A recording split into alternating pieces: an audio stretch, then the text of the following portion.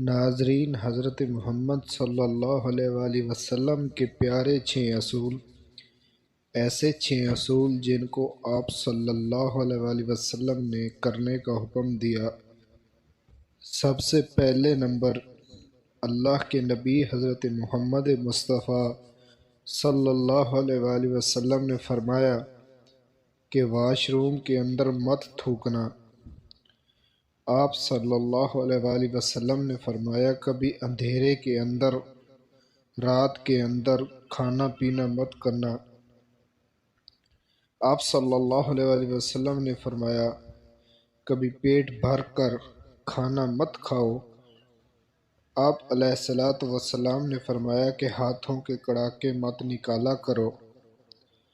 آپ صلی اللہ علیہ وآلہ وسلم نے فرمایا جوتا پہننے سے پہلے جھاڑ لیا کرو۔ آپ علیہ الصلوۃ والسلام نے فرمایا کہ نماز کے دوران آسمان پر مت دیکھو۔